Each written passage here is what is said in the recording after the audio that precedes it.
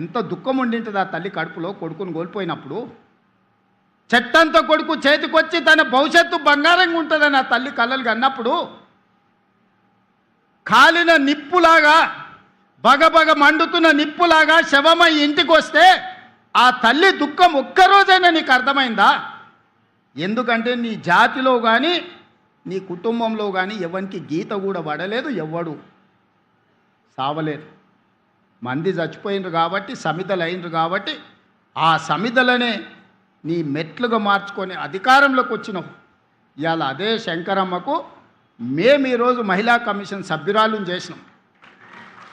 తెలంగాణ ఉద్యమ స్ఫూర్తిని నింపిన ఆడబిడ్డ వీరనారి చాకలి ఐలమ్మ మనకు స్ఫూర్తి. వీరనారి చాకలి ఐలమ్మ మనమరాల్ని ఈరోజు మనము మహిళా కమిషన్లో సభ్యురాలుగా నియమించినాం. ప్రొఫెసర్ కోదండరామ్ గారిని ఎమ్మెల్సీగా చేసినాం. ఎన్ని ఉద్యమకారులకు ఈరోజు గౌరవించినామో ఒక్కసారి లెక్క తీయండి.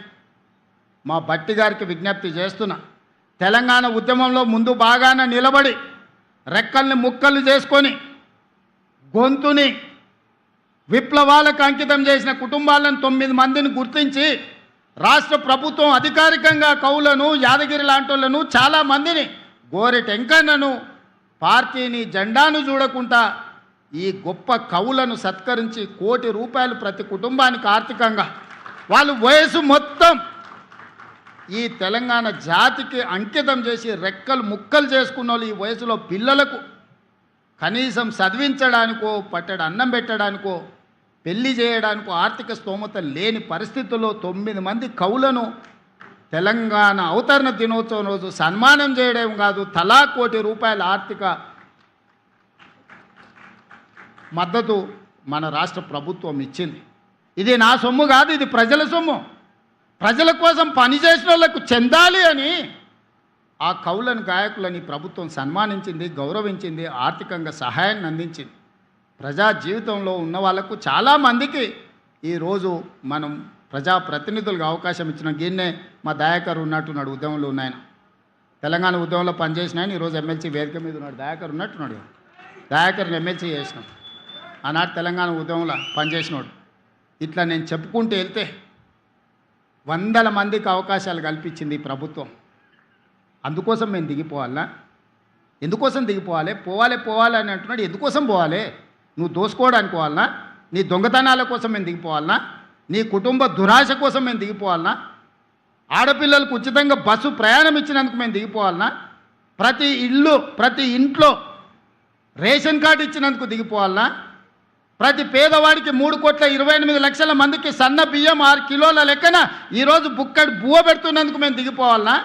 200 యూనిట్లు 50 లక్షల కుటుంబాలకు ఉచితంగా ఇచ్చినందుకు దిగిపోవాలనా?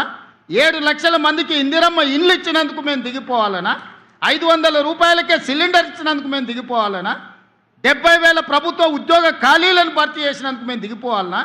రైతుల కోసం రైతు భరోసాతో పాటు 21,000 కోట్ల రూపాయల రైతు రుణమాఫీ చేసినందుకు మేము దిగిపోవాలనా? దేనికోసం దిగిపోవాలా? దేనికోసం దిగాలా? దేనికోసం దిగాలని నేను అడుగుతున్నా. అందుకోసమనే ఈరోజు తెలంగాణ సమాజం నిటారుగా నిలబడ్డది. ఎవరు మాట్లాడినా, ఎవరు ఇట్లాంటి ఏషాలు వేసినా ఈ సమాజం నిలబడి ఎదుర్కొంటుంది. అందుకే ఈరోజు మిత్రులారా, ఎవరు ఎన్ని ఏషాలు వేసినా, చిల్లర మల్లర విషయాలను ప్రస్తావించినా తెలంగాణ సమాజం స్పష్టంగా గమనిస్తుంది. తెలంగాణ సమాజం నిర్ణయం తీసుకోవాల్సినప్పుడు నిర్ణయం తీసుకుంటుంది.